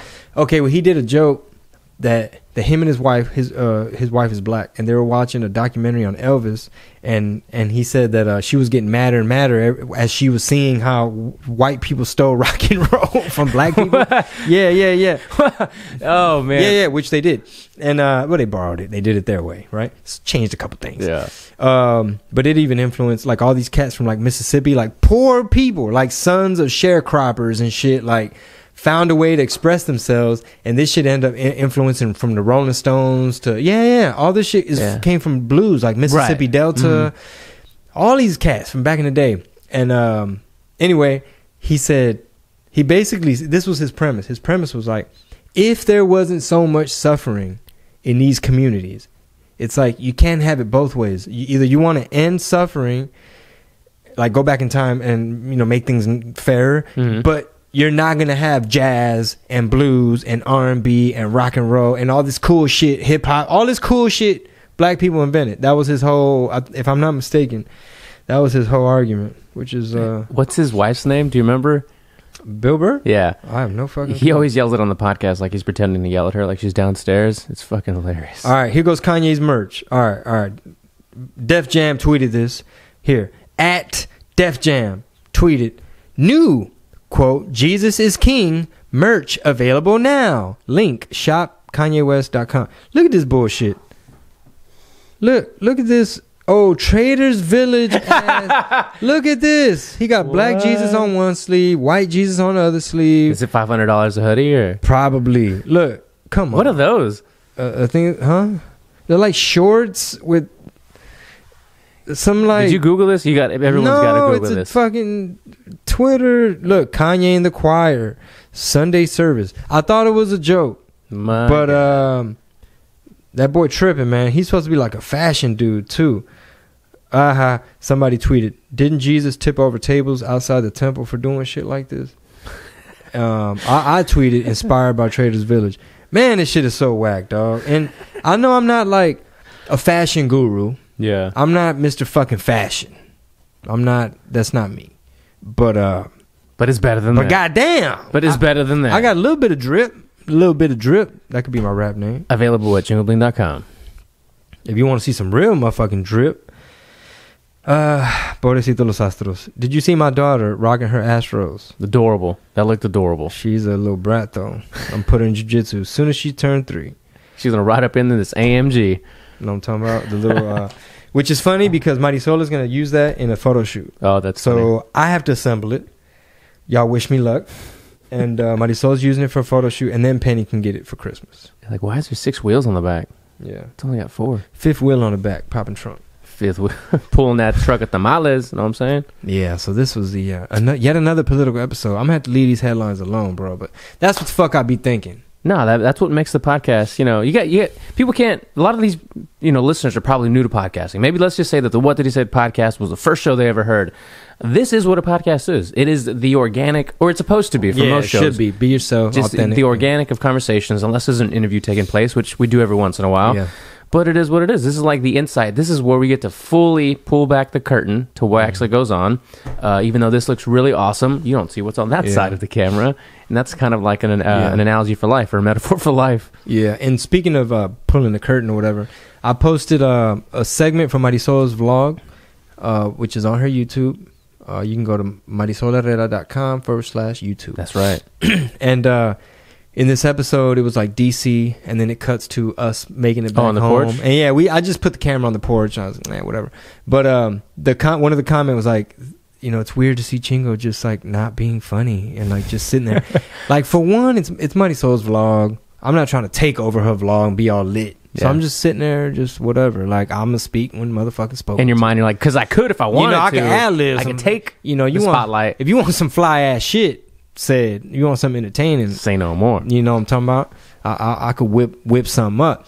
But I'm just there, just whatever, chilling. And that's another example of pulling the curtain back, where you just see a motherfucker sitting on this rocking chair. Plus, I'm old, so I feel like, I pay attention to like all that politics shit, man. Like, you can't believe everything you read, because especially these days, man, these websites are made to look like real websites. Yeah. Or some of these accounts on Twitter, you fuck around and start following a person, ain't really a person, and some of the shit starts making sense. Now you know what I mean? Now they're getting into your head. Now you done retweeted some bullshit, dude. Which happens. Dude, yeah. It happened to me. There's a reporter, nice person, met him once. He's a reporter for, like, I don't know, Chronicle or somebody. Okay, I forget. And he tweets a lot of political stuff sometimes, and he posted, this is when the shit was going down with the kids in the cages and the aluminum foil blanket and all that type of shit. When it first happened, and everybody was like hot over this shit, and then you see a visual. It was like it looked like a school bus, but it was like a bunch of little car seat, like they were literally, it's like a jailhouse bus for babies is what it looks like, right? Homeboy, I don't know where he got his info from. He just pulled the trigger with the tweet, and it's just like, such and such company is manufacturing and pitching these to what is it, Homeland Security, to see if they could sell them a bunch of these for what's happening or whatever. And I'm like, what the fuck? I like retweeted like, oh, that's some old fuck ass, hoe ass bullshit, dog. I slap shit. I don't know what I said, but I retweeted it like, oh my God, this is so sad. And then I get called out like, hey, Chingo, this is from 2016. It's actually a prototype for, like, it had nothing to do with what's going on now. And that happens all the time, especially with like the rainforest that people done forgot already because the chicken sandwich came out. But the Brazil, it's back. Right? We made more the Rhea. It's the Rhea, baby. You want some of this power? You want some of this chicken sandwich? Chapter 2. So, when the Brazil shit was happening, like, some of the pictures supposedly like, yeah, that's actually from like a different part of the rainforest from like 10 years ago or whatever. And so you got to be careful, man. Everything you see, like these days, because it's not, sometimes some of these companies take the stance. Like, I think Twitter, they do more of a job of, we're not running any political ads. Like, do not give us money for political ads. Like, real shit, if I'm not mistaken. Right. So the shit is, okay, the shit is so crazy to where it's a bunch of fucking bullshit and fuck boys are winning. The trolls are winning. Trolls are winning. The you know what I mean? Like, man, R.I.P. Nipsey Hussle, bro. Like, you know what I mean? They taking the real ones away from us. Tekashi was on top of the world. Excuse me, sir? You know, Tekashi was on top of the world. Everyone's like, man, finally we got a Mexican rep. Bitch. Fuck you mean, finally? Fuck you been at, though? Me and MC Magic and Baby Back, we holding it down. Down here in the South. You know what I'm saying? Lil Rod, where you at? You know what I'm saying? We holding it down. In the South. You know what I'm saying? Got me, Lucky, GT Garza. You got, who else? Tekashi? No. Fuck no. But trying to roll in that circle? No, but like for instance, there's always three sides to every fucking story. For example, I saw somebody trying to use the fires that happened in California. Mm-hmm. Somebody was like, see, climate change is real, and that's why, you know, this current administration, this is an example of blah blah blah blah blah blah blah, climate change, fires, California image, right? Push your buttons. Somebody else retweeted it and was like, okay, well, this shit was a badass tweet. I don't know who the fuck is telling the truth, right? But the person retweeted, they put, okay, well, you're supposed to thin the forest. You know, y'all didn't do that. Like, basically, I don't know where they got that info. They're like, you're supposed to, like, update some of this infrastructure. Now we're having all these blackouts. They're like, you're supposed to treat the mentally ill. You didn't. So you got people shitting in the streets and Skid Row and all these homeless people. Like, basically saying, like, the point is, don't try to blame everything on motherfucking climate change. It's like, there's certain shit y'all was supposed to do that you're not doing, and now you're trying to run with this thing as an agenda just to sideswipe people, and now everybody's fucking confused, and nobody knows, you know what I mean, what the fuck is upside and down. Agenda should be the first word you'd think when you read something online or before you tweet something, like, who posted this? What's their agenda? You know, because it's easy to just get lost in the clickbait. In the clickbait, that's basically. And I can't find what I was looking for, but if anybody knows who Sam Tripoli is, the tinfoil hat, you know, he's been around forever. He's been doing comedy probably like 15 plus years, and he posted. Rogan was talking about this. He retweeted a picture that wasn't a real picture, but it was of like Beto O'Rourke at like a little younger, like I think he was drunk in his underwear or something with a bunch of drawings on him. And then like Sam Tripoli tweeted it and was like, "Fuck this trust fund kid," you know, blah blah blah. He's not a fan of him, right? And that made like Rogan go on a rant about how odd of a character he thinks he is, and like who Beto is? Yeah, he's like, his name's, what kind of name is that? And I was like, okay, well, he doesn't know what it's short for, right? It's like, it sounds like beta, like he's a beta. When I hear him talk, he reminds me of like a beta male, you know. And then later, I think he got a text from Sam Tripoli. It was like, wasn't right. It wasn't him. It was a false picture that somebody photoshopped or whatever. But then, like, if you just go to his Twitter, it's just all like, a lot of people don't like when they don't like particular candidates, they go hard on him, right? So he's just going, you know, fuck this trust fund kid when he was talking about, we'll buy back all your weapons. And then I just click on it, and then there's like Trump going at like these, like Beto and his other candidates. It's fucking hilarious that we get to see these guys on Twitter go back and forth with each other, all of and them. Entertainers. Julian Castro, all these people. In the past, there was no Twitter, so nobody had access in real time. You know what I'm saying? Like, and it's interesting because what's the name? Which one of the Trump sons? What was it? Eric, and what was the other guy? I only know Eric. One of them. Yeah, number 2. So I think Eric Trump, one of them cats, basically was trying to clown that lady Kamala Harris, who was running for president. He posted like a little clip of her like laughing hard, like at her own joke type of thing, and he was just like, basically saying like, what a disingenuous person, like who the fuck does, basically it's like, bitch, you're weird, you're strange as fuck, you're lame as fuck, don't nobody vote for this chick, basically, right? In essence, he's clowning her. She retweets it, of course, because she got a fire team of writers, so they're like, all right, say this, bet, come out, do this. You finna get them. Ooh, you finna get 50,000, bitch, you finna get 50,000 retweets. She retweeted and put, you wouldn't know a joke if one raised you. And everyone's like, oh, you wouldn't know a joke if one raised. She's calling his dad a joke, and it's relevant because he was saying that she laughs at her own jokes, right? Yeah. Oh, okay, cool. Right. Good little tweet, Kamala. But here's where she fucked up. When she put her little 2 cents and retweeted it, tagged Donald Trump. Exactly. No. No. When you retweet somebody like that, you've amplified his point of view and this video that's showing you in a bad light. So you're kind of fucked up too. So it's funny how like Twitter's like this. it's like this double-edged sword. And I know a lot of people too trip out on like, hey man, like if we elect a president, should he be tweeting all the time? Yeah. Like just shit he sees on Fox News or wherever. Like let's just say pretend Bernie wins or something, right? And he's just fucking tweeting all day like, ha bitch, I made it, or whatever. Like it'd be weird. It'd be like, hey man, some of this shit you probably shouldn't be tweeting because either it's divisive or you giving up some info, or it's just a different time. Yeah, it's weird to think to go back now after Trump. Like, how do you go back to the model before where there's all like... It's not WWF? Yeah, it's not WWE. Oh, yeah, Chingo. E, my bad. That's the OG. World something Federation. World Animal something? World... No, well, it used to be WWF. I know, I grew up in that too. Yeah, yeah, okay. yeah. Generation, Generation X and all that Okay, I was shit. finna Suck say, it, Tupac and all that shit. Yeah. The other Tupac. X-Pac, my bad. ¿Quién más? The Ultimate Warrior. That's even before my time. Yeah, Ultimate Warrior. Shit, when I was real little, Hacksaw Jim Duggan and motherfucking when they had cartoons, Sergeant Slaughter. They had cartoons? They had cartoons, bro. It was Sergeant Slaughter. Shit. Was Mr. T one of the motherfucking wrestlers? No. But like Iron Sheik. Yeah, I don't know if you remember Iron Sheik. I remember of him. Like Snapping to Slim Jim with Randy Savage. Yeah, Macho Man. You had Macho Man Randy Savage. You had motherfucking Ric Flair. Randy Savage. You had Hulk Hogan. Yeah, of course, the Hulk Hogan. The Hulkster.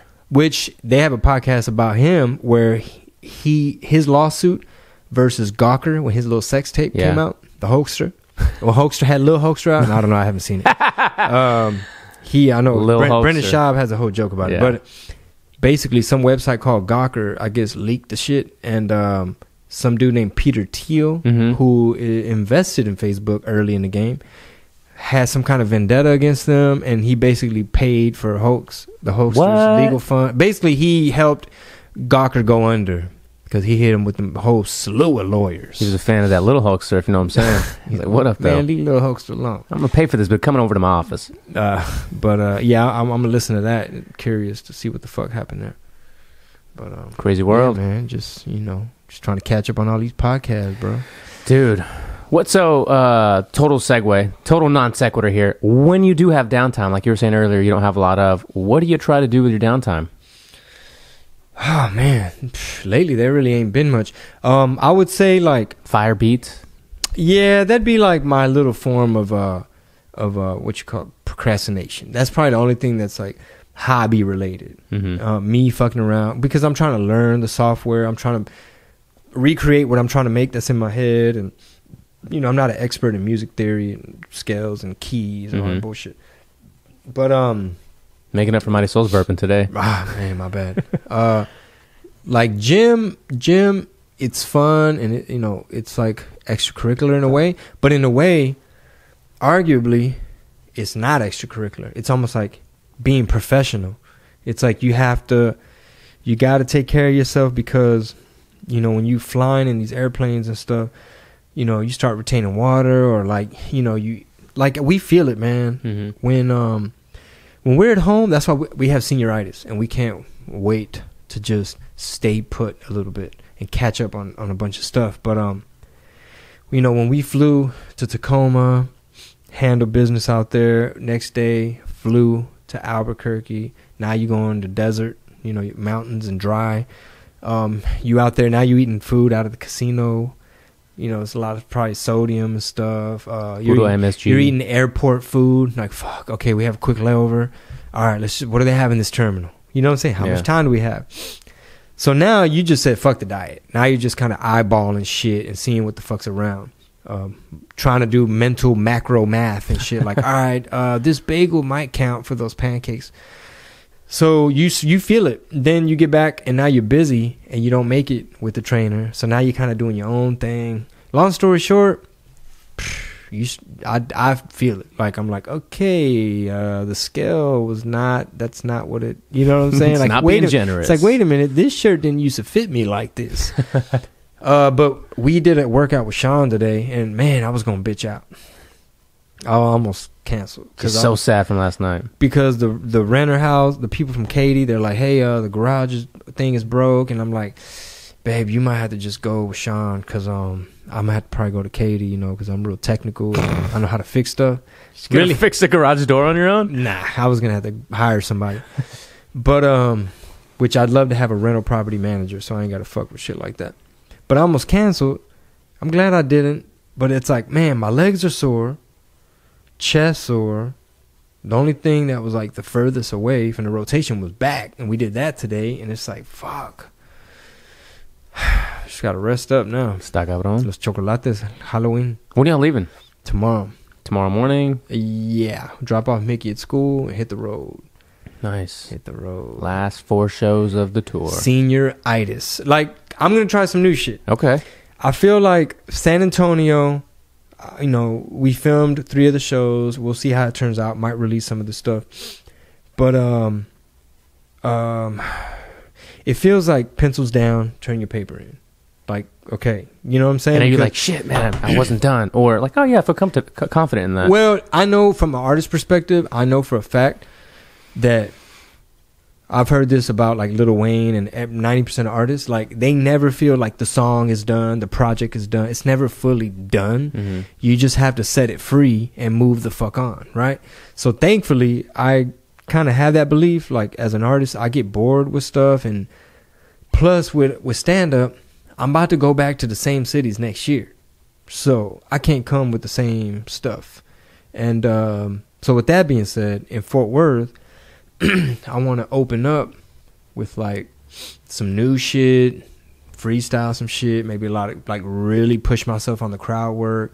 Not just to kill time, but at all. I don't want to just like have filler, but like really work that muscle and get organized and figure out, okay, what new stuff do you want to put up front before you abandon ship.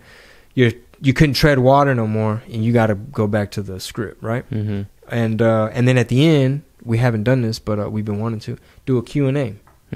So from those Q&As, you'll see what people are interested in. You know, you might get some funny bits out of that, so on and so forth. It's like reverse crowd work, so it's still improvising. You have to make it, you know, entertaining, whatever.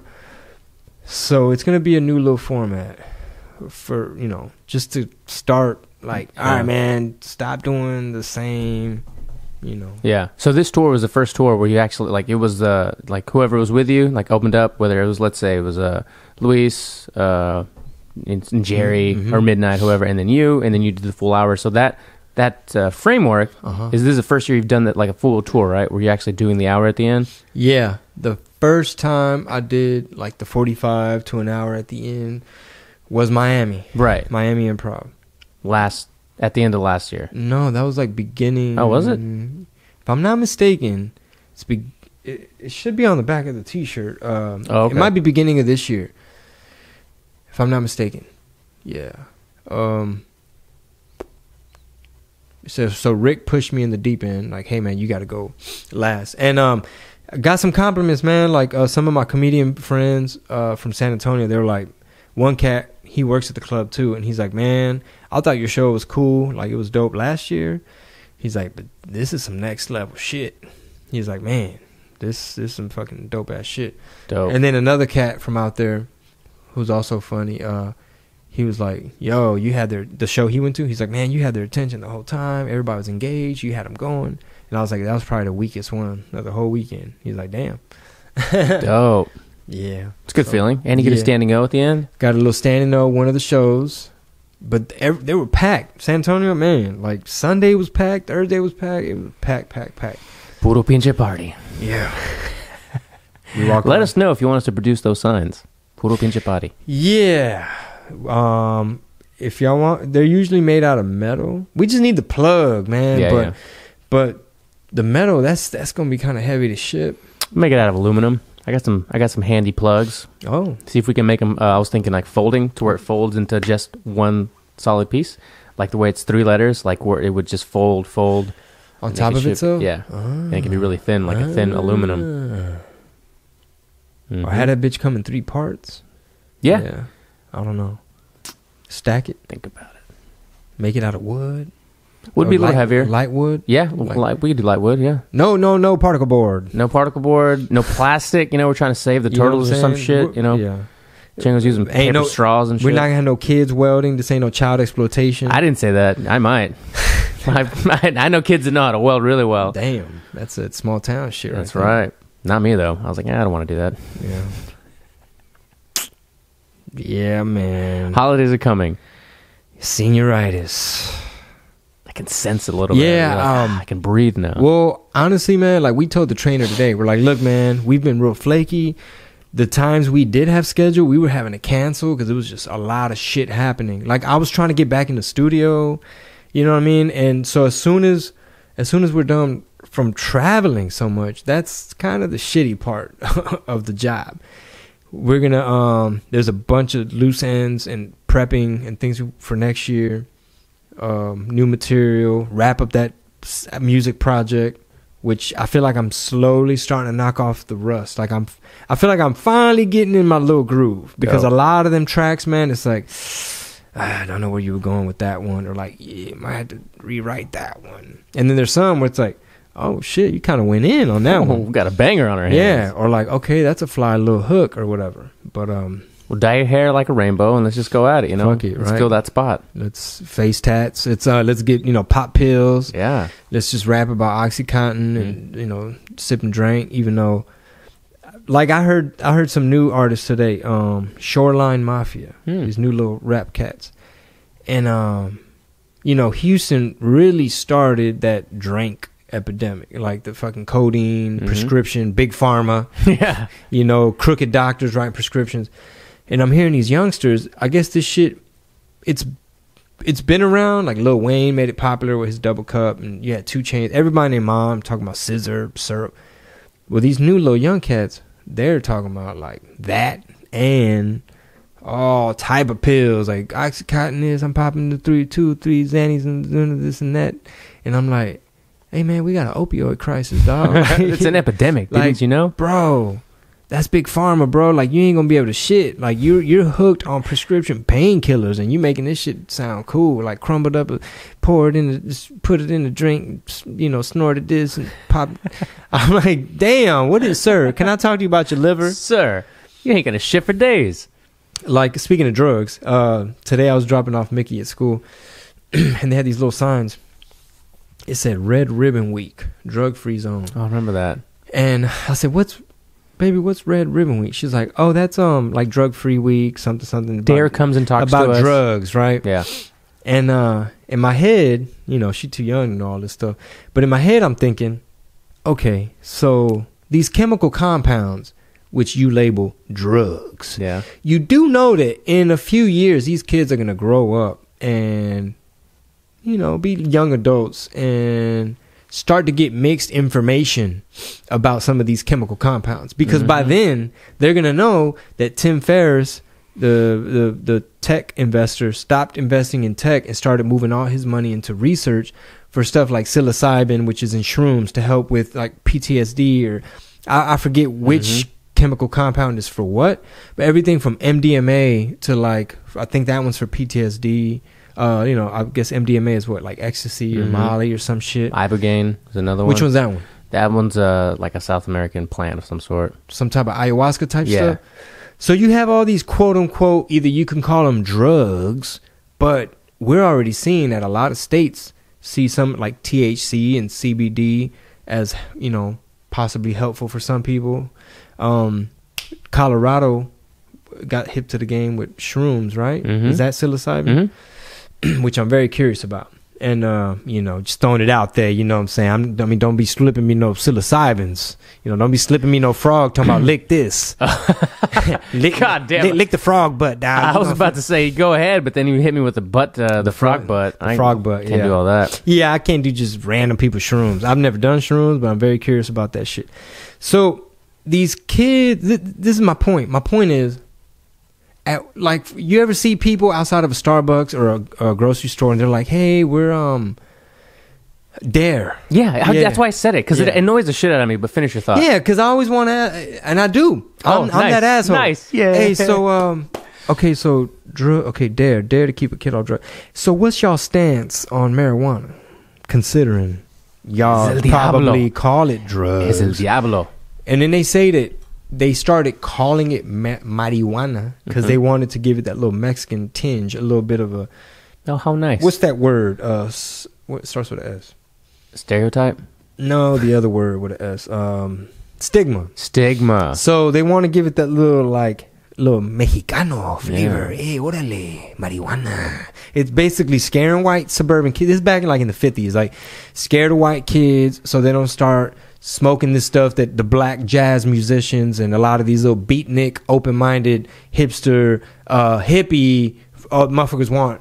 End war and, fuck all that. No. So that's why they targeted weed. Bitch, ain't gonna be no end war. Fuck all that, he Fuck said. all that peace talk, son. Get on the helicopter. We sending you to Vietnam. Figure it out. See you when I see you. I wouldn't want to be. Would not, because I've heard those VA hospitals, man. Shout out to the veterans, but man, they really need to. I've never been in no VA hospital, but I've heard some sad stories. But anyway, the point is Red Ribbon Week. My thing is this. It's like at what point are y'all gonna get up to date and maybe start explaining to these kids in a more scientific manner? You know what I'm saying? Like, okay, these things that we call drugs, okay, let me give you a list. All right, so it's chemical compounds, some are, obviously you can't break shit down to kids. Like, some of these are Schedule 1, some of these are Schedule 2. But why is it a Schedule 1? That's another story for another day. That is another one. Because they've given people felonies for those oil cartridges. Dude. And then the irony, them Juuls, the nicotine ones. The ones killing people and yes. shit? They told people, hey, man, they straight up said, people were so excited for those electronic cigarettes because they said, we're going to save lives with these. This is a healthy alternative. And motherfuckers is... Bitch, cigarettes are better for you. Yeah. Because cigarettes, you might die eventually. But the Juul stick, that's your ass. That's going to be your last in hell. You know what's interesting? He used to be a judge here from Houston. You posted about him the other day, too.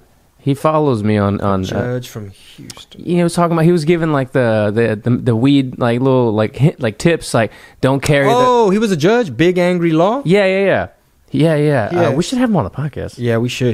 He's a lawyer. He kicks it with like Dave Chappelle, Mohammed. Yeah, what is it? Big Angry? Big Angry Law. Yeah, Charles Adams. Yeah, he was a lawyer. He was ex-police judge. He's involved with Gumball, the big car rally too, which I'd love to talk about. He hosts some show on iHeartRadio, and he's been on Isaiah Factor and all that jazz. But he keeps it real. Like, I don't know why he's not a cop or a judge anymore. But that he would have all the insight that you would want to know about drugs and felonies and crime. Man, speaking of local and judges and stuff like that. Okay, all right. So, has anybody asked Sylvester Turner and people like that, hey man, remember all that Harvey money? You been seeing that ad too? I don't know. I'm just... it reminded me, though. Oh, okay. Well, it reminded me. I don't know how much of that shit is lied and made up and photoshopped, but like, hey, bro, so like... Because supposedly... was it the commercial that said when millions of dollars when he cut a check to, meanwhile...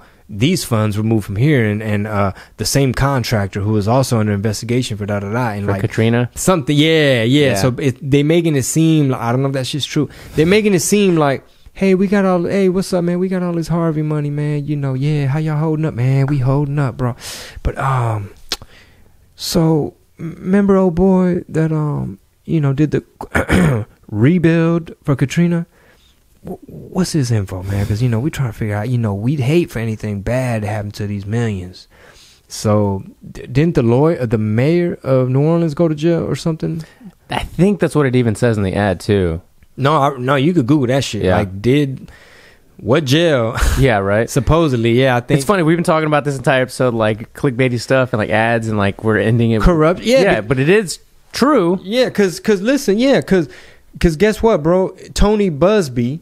he's running. You see his posters everywhere too, right? Mm-hmm. The way Sylvester is sending out these mail outs, his smear campaign for this Tony Busby was like, here's his mugshot from his DWI. Why did the case get dropped? What, maybe because of a $18,000 donation to the campaign of the judge, you know, or could it be that Tony Busby is they say he's a big Trump campaign donor, and basically they just trying to run their little game over here, and that's one of his boys. You know what I'm saying? Mm-hmm. So they're like doing a smear campaign back and forth. So I just look at it. I just be peeping game, bro. Like because I studied things like mass communication and media and like market. You know what I'm saying? Like for instance, this the way my mind works. I'm a comic. I need to write. I need to look at things analytically, right? So if I see the Red Ribbon Week, I'm thinking, well, what are they telling you about drugs, mija? Oh, that's how we started, basically, right? Yeah. And then Sylvester Turner, and then I'm no dummy, bro. So I receive in my mailbox this like. I would say it's about 14 by 11 poster. Talking about. They just fold it up in your mailbox? It's like kind of in there. Yeah. It's like a big ass flyer, but it's like Tony Busby's mugshot. He's a Trump donor. He donated 18 grand to this judge, and that's why he's off the hook for this DWI. Like just a smear thing. I don't know how much of that shit's true. And then same size, mind you. Yeah. Another flyer poster thing. Oh, we got Sylvester on there smiling, and on the backside it's like fill in the blank. I am voting blank this day. Pre-filled, I am voting for Sylvester Turner. And then it said fill in the slogan, if you can dream it, you can achieve it. And then, so here's my point. Considering that I'm no dummy, and I know how posters get printed. Yeah. I used to go drop off at the print shop all the time. Like you have to get files in order and CMYK and your cut lines, and you don't want anything that's important too close to the edge. Mm-hmm. You know what I'm saying? Yeah. So basically, whoever paid for this, I was looking on the Tony Busby, to smear, because they smearing each other. So I'm looking to see if it says paid for by the campaign of Sylvester Turner for mayor. Mm-hmm. I don't know if he's required to put that on there. It wasn't really on there. But you tell me who made it. Right. Put it on there if you made it. If you put your name on it, because when y'all turned in that art to go get printed, you ran it on the same sheet at the print shop. You know what I'm saying? When you turned in your file, it was you smiling, saying, "If you can dream it, you can achieve it." And then I don't know where the Harvey money went, and then you got the Tony Busby smear one on the same sheet. They just cut it and turned it in cardboard boxes for you. So my point is this. I know you made them. Take credit.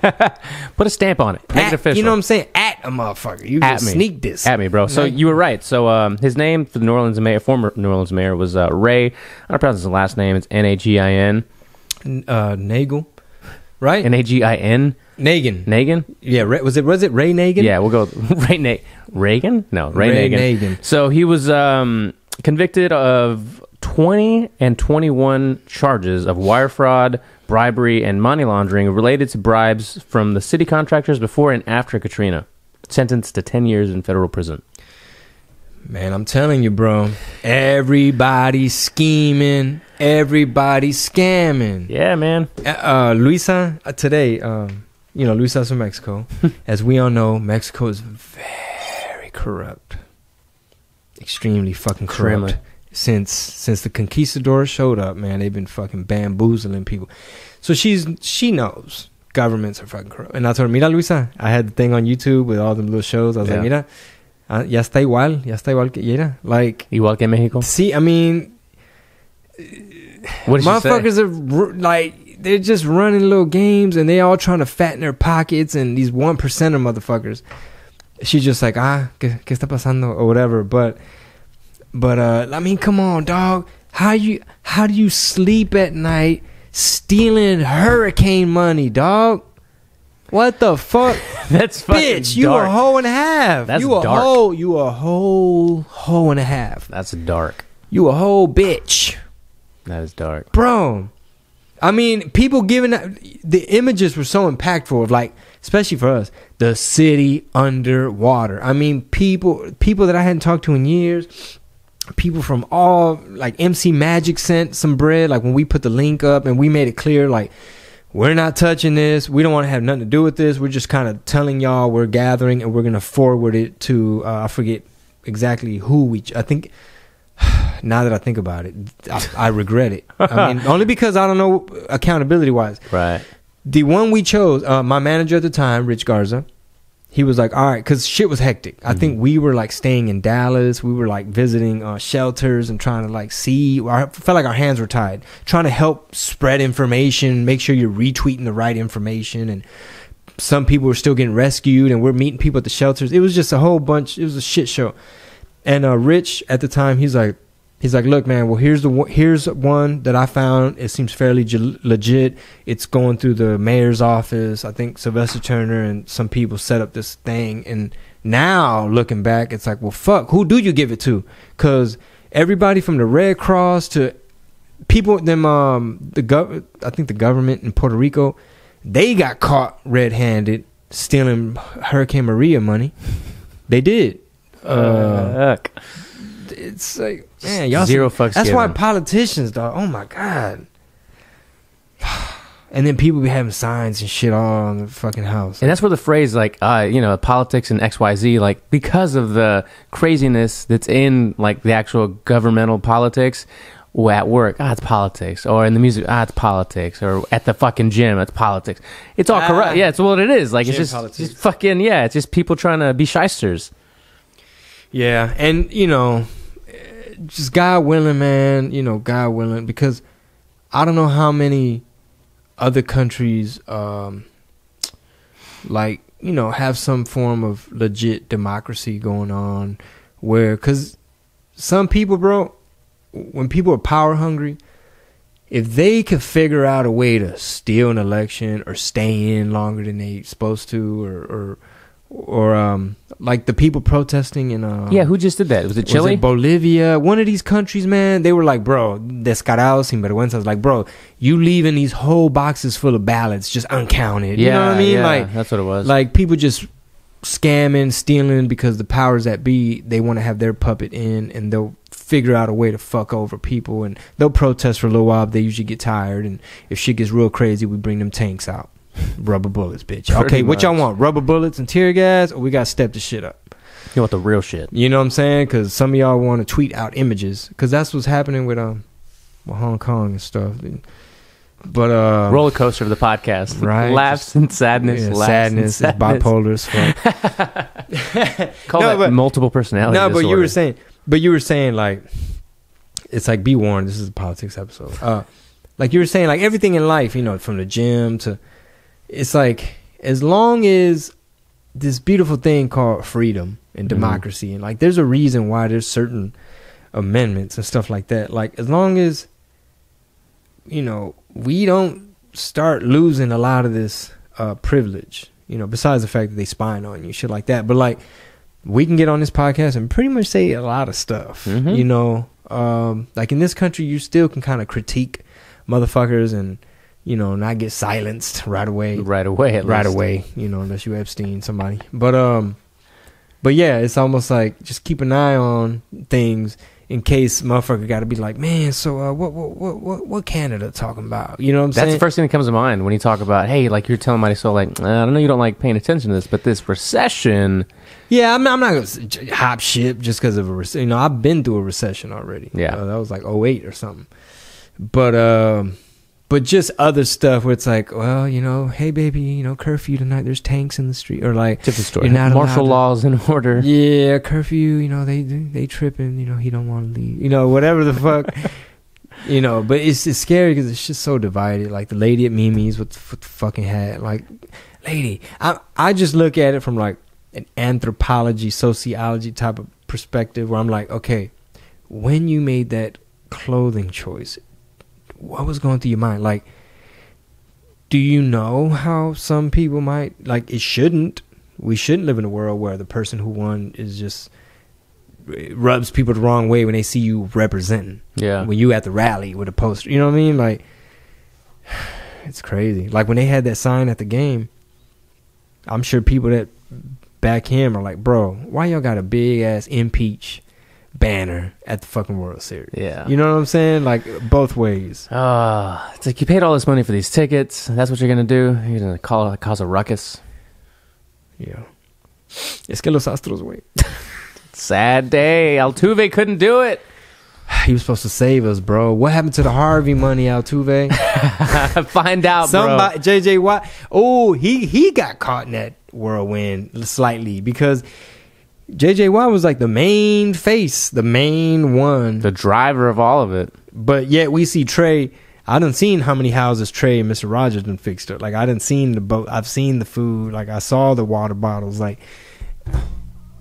JJ, you over there with Osteen, brother. JJ, you know, we over here with Mattress Mac. Like I know you broke your shoulder the other day. He broke his shoulder. I think he tore his pec, so he's out for the season. How you tear a pec? He just went for a tackle. That happens a lot in jiu-jitsu too. Like you just arm gets caught some weird way, like in a omoplata or something, armbar even, it just rips it off. Fuck. Yeah. How painful is that? It looks extremely painful. I've seen a video before of a guy doing I think it was either heavy deadlifts or something, and the bicep just tears off the bone, and as he's doing the deadlift, it just winds up, it just spirals up, zoop, zoop, zoop, and he drops it, and he's just like, you got this ball of muscle just up here that's supposed to be like, down here. Man, Sean had us doing so many curls today, dog. Jesus Christ. Feeling the bump. Like you burnout. felt the bump. Like a burnout at the end, bro. It was 2 sets of 50. So, like 50 reps. So we did 100 rep burnout. And then we backdoor with the rope curl on the cable machine. But like with 10 pounds or 15 pounds on it? No. No, the bicep burnout we did. He put a bar of 50. Oh. He put a 40. He put a 30. And he put a 20. Okay. So I'm starting at 50. Marisol's starting at the 40 next to me. And we move down 3 steps. So I do 50, 40, 30. How many reps each? How many reps was that? Okay. So I did 10 reps of 50, 10 reps of the 40, 10 reps of the 30. Back up. Keep going. 10 reps of the 40, 10 reps of the 50. So that's 50 reps. Yeah. And then, all right, cool. Chit chat for a hot second. All right, get back on it. Damn. My shit was like, what the fuck? Like I'm cheating. Like my reps I was trying not to be sloppy, but like that last rep on. You feel the pump? Yeah. Did you ever watch Pumping Iron? That's the Arnold. The generator. Yeah. The old like original one where he's like, you feel the bump and you feel like you're coming. Yeah, it's like I bust 2 nuts. One in the morning at gym and the one at night with your mom. That's stupid. Yeah, it was hard in a bitch, but getting back on it, dog, because we trying to stay home, stay put a little bit. And then kick it off. You get 2 months, 2.5 months or so, right? Yeah, and that shit usually goes by fast. So, well, yeah, holidays and all that shit, and on top of it. Yes, absolutely. But me and Marisol, we already said, like, look, we're gonna have to be super efficient with this little off season because I would say picky is a better word. Yeah, picky, and smart and efficient. Like, figure out what you're going to focus on and come up with like really good time management so that, the 2020 tour, we already have we had a meeting with the merch designer and he already has ideas for next year's like little campaign. We brainstormed like, what's the photo shoot going to be like? Because last year we did me with the San Marcos trench coat, had the babies, had soul in it. And we did like that Mercado shoot where it has like that. And then Bruno Mars dropped the video shortly thereafter with a similar vibe with like the signs with the price. Mm-hmm. He even designed a shirt for me with like looked like one of those specials. Mm-hmm. And I didn't make it. I wasn't that's the only design I went crazy about. But it's the so next year, new tour name, new material, and just thinking like, all right, what the fuck you gonna talk about? And we're putting the seed in your ear now, listeners, is that we're trying to get something together for a good pre-sale offer. Like a good something that will get you guys who haven't been to a show yet, or maybe you've been to a show and you can't wait to see new material. Make sure you get on the tickets early so you don't get sold out and you don't wait till the last minute and you have to wait a whole nother year and just get your shit early. Yeah, like the comments, it's like, I missed your show in San Antonio. Fuck. I was like, yeah, you missed all 6 of them hoes. All 6 of them hoes, bro. All 6 of them. You had... Back in the day with rap, you might have had 1 chance. You had 6 chances right now with comedy, But man, the feedback was great, man. Like even when like little things would throw you off, like one chick hardcore fan. She says she's seen me 3 times this year, McAllen, something else. So she wants to be shouting out punchlines right before I sing. Like, I know this part. And man, I was trying not to let that shit throw me off. After the show, I was like, hey, you were the one that was thrown out. She's like, yeah, I saw you 3 times this year. I was like, okay, cool. Well, shit, you was beating me to the punch. I started thinking like, well, fuck. Either A, she's seen the show, or B, my shit is so hacky and predictable that she's able to guess what the fuck I'm about to say. And, but anyway, she was like, I don't care. I said, don't worry, next time I'll have new jokes. She's like, I don't care. This shit's tight. Like, she don't give a fuck. This shit's tight. She had a great time. Yeah. So, pre-sale. Keep it in mind now. It's November. We got to figure out how we're going to do that, though. Yeah, we will. Because of the clubs. We'll figure something out. But maybe that's because I'm curious. Yeah. I'm curious. Like that Harvey money. Don't come up missing like that Harvey money. What rhymes with Harvey money? Harvey money. Like, get your weight up. You're going to be starving, dummy. Harvey money. Bit of a reach. Yeah, Harvey money. I'm just criticizing. I'm not even a fucking... I ain't no lyricist. Hey, everyone in the car's not, because I ain't no dummy. I got all that Harvey money. Hey, bit, baka, come up missing like that Harvey money. Huh? Actually, he might have something there. Bottles up. Pick a candidate and you can make that song. Pick a candidate and make a song. What candidate are you talking about? Whoever's, I don't know. The president? Yeah. Well, see, the reason Bethel got people pissed off, he's like, oh no, absolutely, 1,000% we're taking your guns. We're taking your... We're going to buy them all back. Hey, but man, I'm so surprised, man. Him being from Texas... Doesn't make any sense. Well, I mean, I get it, but you just can't tell. Like, I understand where it's coming from. I understand your goal and kind of what you're trying to do, but you running for president, you can't just come out and say, we finna take... Wait a minute, motherfucker. Texans are like, hey, man, how about you ask me to volunteer? Yeah, at least. At least. Especially because you got that come and take it. You know, he took the phrase, like, if you're not polarizing, you know, you're not pandering to a particular audience enough, way too far. He's like, now you just polarize. Nobody wants to fuck with you. Yeah. And then Biden, I don't know about that, man, dog. I don't know about Biden. He just... Doesn't Biden not have a heart? Doesn't he have a artificial heart where it's just like a valve? Isn't it Joe Biden? You fucking kidding me? I'm pretty sure it's Joe Biden. It's like something straight out of like biblical times. You got one of the pig hearts? Actually. AI, like grown in a lab heart? Let me verify this real quick with the gold trusty. I'm over here trying to save my liver. These motherfuckers over here buying. Man, you know what I'll be paranoid about? You think they be snatching people up to snatch up organs? The organs? Dude. Alex Jones has been talking about that for fucking 15 years. I don't see, man, look, if you're a billionaire, bro, I just don't know why Steve Jobs didn't do it. Because his liver was fucked up. Oh, yeah. Well, he was really... Did he want a transplant? No, I don't remember what his thing was, but he was like kind of anti-medicine, wasn't he? He was trying at first. Yeah, cure shit with like fruit. At first, he was trying to do like carrot juice and just random shit. But, it's fucked up, dog. Joe Biden. It's fucked up. Man, this is off subject. And the reason the way my mind works, maybe it's the cold brew, but like, did you know, and then I'll show you how I got to that thought. Okay. Did you know that if they put you on metformin, the diabetic medicine, your body just shuts down, stops making its own insulin. So it almost makes your situation worse, and now you're dependent upon that medicine because your body only wants to work as hard as it needs to. So like you know how they say bodybuilders, they get on like testosterone, then the nuts stop producing testosterone. So if you get on metformin, your pancreas stops making insulin. Ain't that some fucked up shit? I'm sure for some people it's like, man, I need it, bro. That's it's the only thing. But that's kind of fucked up because now there's a big, massive lawsuit against all these high blood pressure medicines because they're causing cancer. Really? Because they sourced it back to like the manufacturer and it was tainted with carcinogens. Like they like named the chemical or whatever. Fuck, I can't find it. Anyway, what are you looking at? Joe Biden's fake heart. So it was one of these politicians that don't have a heart. They have like some kind of valve where it's just like it's not an actual heartbeat. They have like a it's like a little beat machine, just like a trickle MPC, or just like ticks. It's just pumping. Yeah, kind of like a stent, something like that. It's doing the same thing, but it ain't. But it's not an actual organ. Organic. think about, man, the Mr. Burns type of motherfuckers. Yeah. That's most people in politics, isn't it? That's how I know, bro. Like, yeah, you're right.